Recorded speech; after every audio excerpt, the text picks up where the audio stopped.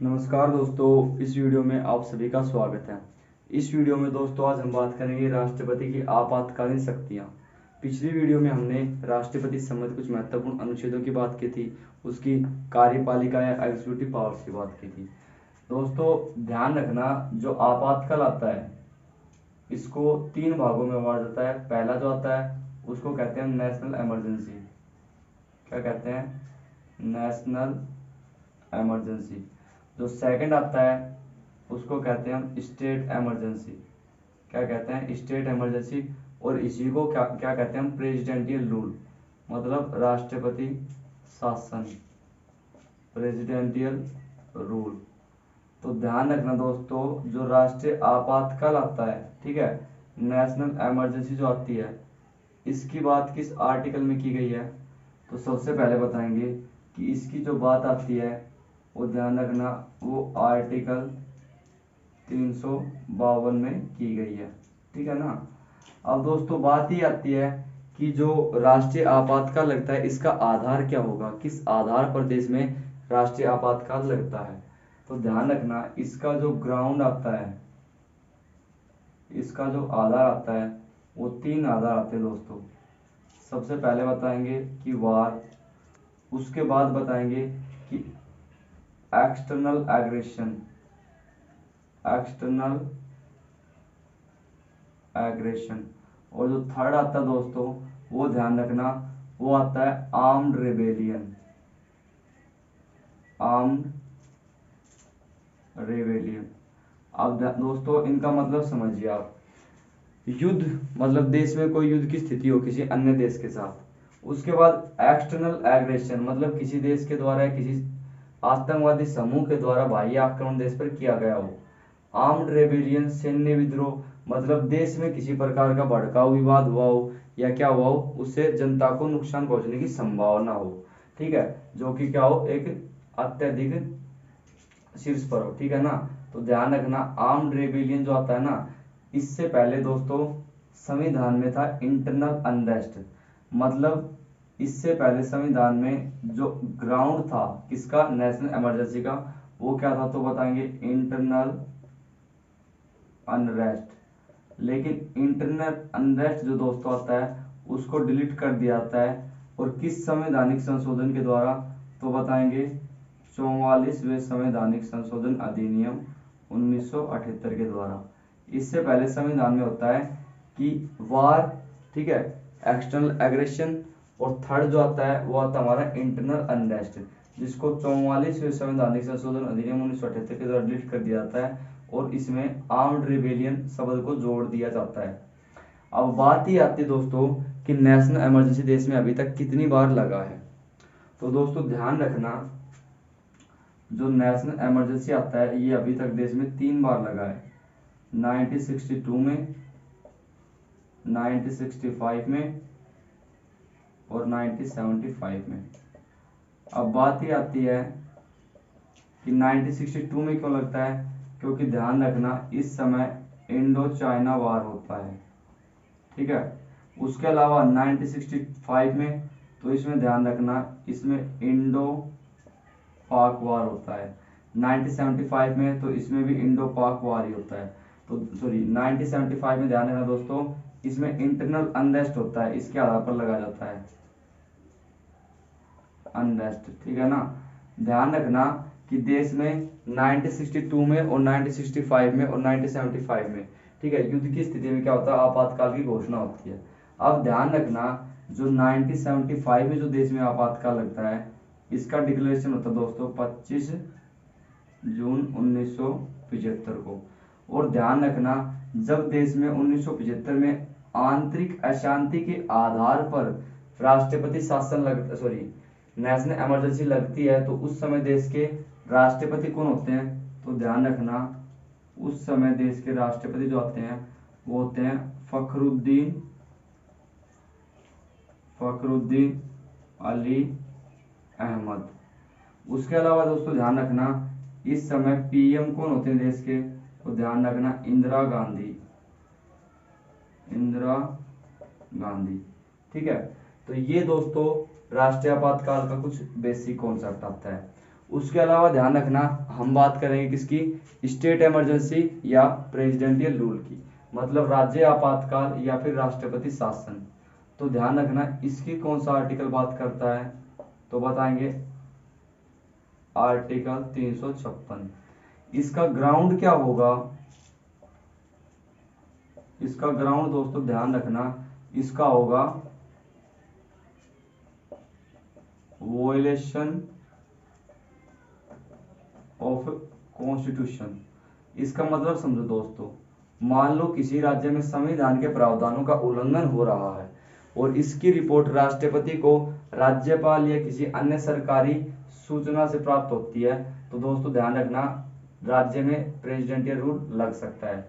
अब presidential rule में क्या होता है, तो सबसे पहले दोस्तों ध्यान रखना state become less powerful than centre. ठीक है, इसमें जो राज्य होता है ना उसकी सभी शक्तियां किस में चली जाती हैं, तो केंद्र में। जितनी भी शक्तियां होती हैं उनको केंद्र रेगुलेट करता है। राज्य में राज्य के जो कर्मचारी होते हैं इनकी भूमिका बिल्कुल ही कम हो जाती है। ठीक है, अगला ध्यान रखना जो प्रेसिडेंशियल रूल या फिर स्टेट इमरजेंसी लगता है इसमें अन्य क्या कार्य होते हैं, तो ध्यान रखना centre can make rule on the subject of state list. दोस्तों ध्यान रखना जो केंद्र आता है ना वो राज्य की जो सूची आती है ना, हमारी 3 सूची आती है, कनकरेंट लिस्ट, ठीक है, उसके अलावा स्टेट लिस्ट और यूनियन लिस्ट। लेकिन ध्यान रखना जो सेंटर की लिस्ट आती है ना उसके विषयों पर कौन नियम बनाता है, तो ध्यान रखना कौन, सॉरी, स्टेट लिस्ट पर बनाता है सेंटर। ठीक है, तो ये दोस्तों ध्यान रखना प्रेसिडेंशियल रूल का कॉन्सेप्ट आता है। अब बात ये आती है कि प्रेसिडेंशियल रूल भारत में सबसे अधिक बार कहाँ लगा है, तो ध्यान रखना सबसे अधिक बार लगा दोस्तों यूपी में। और कितनी बार, तो बताएंगे 10 टाइम्स। ठीक है, सबसे पहले कहाँ लगा था, तो बताएंगे पैप्सू में, पैप्सू में। अब पैप्सू का मतलब क्या आता है, तो पैप्सू का मतलब आता है दोस्तों Punjab eastern Patiala state union. ठीक है, इस क्षेत्र में सबसे पहले जो था ना वो क्या लगता है, राष्ट्रपति शासन लगता है। ठीक है, और राष्ट्रपति शासन के दौरान या फिर स्टेट इमरजेंसी के दौरान दोस्तों ध्यान रखना जो हमारा फेडरल स्ट्रक्चर आता है वो किस में बदलता है, तो बदल जाता है वो यूनिटरी में, मतलब संघ की सभी शक्तियां किसी एक या तानाशाह के हाथ में चली जाती हैं। उदाहरण के लिए मैंने आपको बताया कि संघ की शक्तियां किस में चली जाएंगी, सभी प्रेसिडेंट में चली जाएंगी या फिर केंद्र में चली जाएंगी।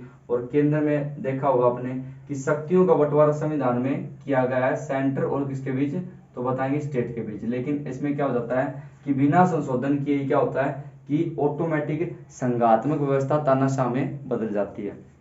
अगला दोस्तों ध्यान रखना अगला जो आता है वो कौन सा आता है, तो अगला आता है कौन सा, अगला आता है वित्तीय आपातकाल, जो कि बहुत ही महत्वपूर्ण आता है। जो वित्तीय आपातकाल आता है दोस्तों ध्यान रखना यह भारत में अभी तक एक बार भी नहीं लगा है। ठीक है, तो वित्तीय आपातकाल के बारे में देखो दोस्तों,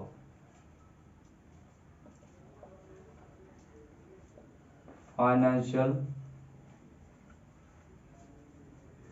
इमरजेंसी, इसकी बात कौन सा आर्टिकल करता है, इसकी बात करता है आर्टिकल 360। ठीक है, इसका ग्राउंड क्या होगा, किस ग्राउंड पर फाइनेंशियल इमरजेंसी देश में लगेगी,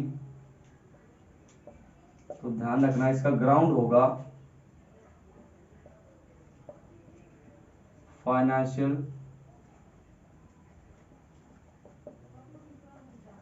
स्टेबिलिटी। ठीक है ना, मतलब वित्तीय अस्थिरता देश में हो। अब इसमें क्या क्या होंगे, तो ध्यान रखना अगर ये लग जाता है तो इसके रिजल्ट क्या क्या होंगे, तो सबसे पहले बताएंगे state employ salary can be reduced and including जज ऑफ हाई कोर्ट ऑल्सो। ध्यान रखना, जैसे ही राज्य में लगता है तो राज्य के जितने भी बड़े बड़े अधिकारी होते हैं उनकी सैलरी क्या होगी, कम हो जाएगी, जिसमें उच्च न्यायालय के न्यायाधीश भी शामिल होते हैं। अगला क्या बताएंगे, centre can suggest state in the financial matter. अब बात ही आती है कि इसका मतलब क्या आता है कि जो केंद्र आता है वो राज्य को जितने भी वित्तीय कार्य आते हैं या लेन देन के कार्य आते हैं उनमें क्या करेगा, सुझाव देगा। ठीक है, राज्य अपनी मर्जी से कोई भी खर्च इसमें नहीं कर सकता। अगला क्या बताएंगे,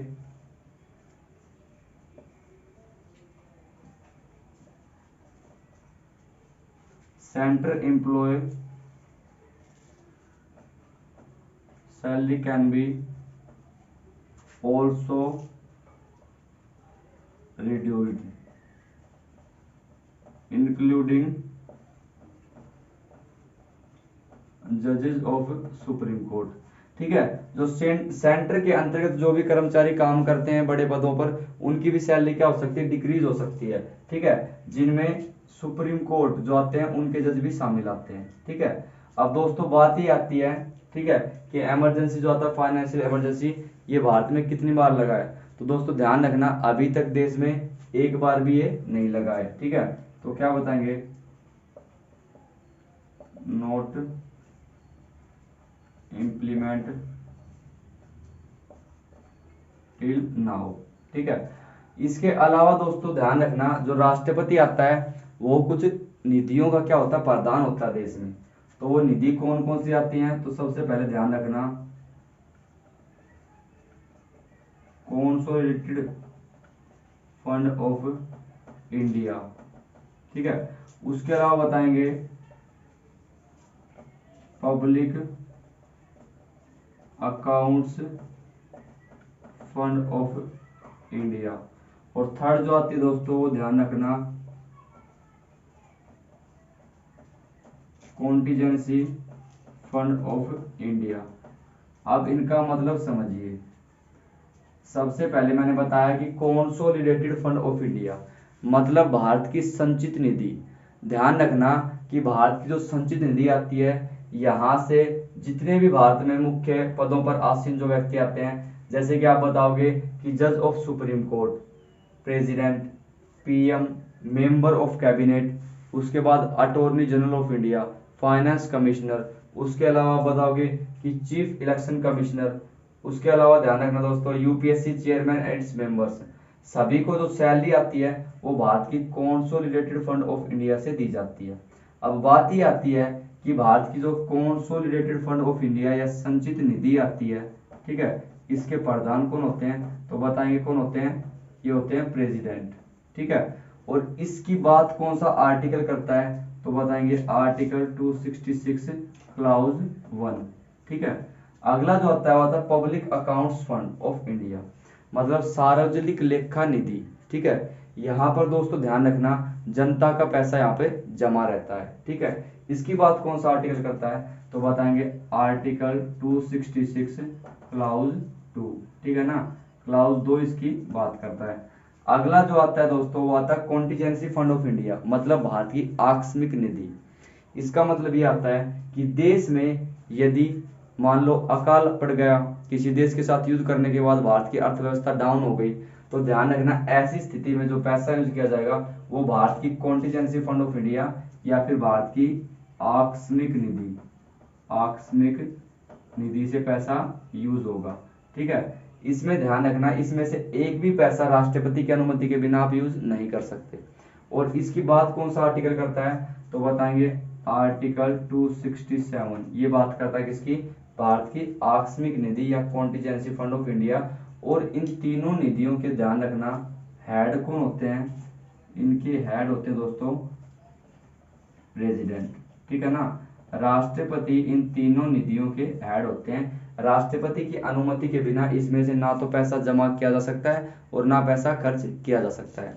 ठीक है, तो ये हमने राष्ट्रपति की कुछ आपको इमरजेंसी पावर्स के बारे में बताया, जो कि बहुत ही महत्वपूर्ण है। अगर ये वीडियो आपको पसंद आए तो चैनल को लाइक कीजिए, शेयर कीजिए और सब्सक्राइब कीजिए।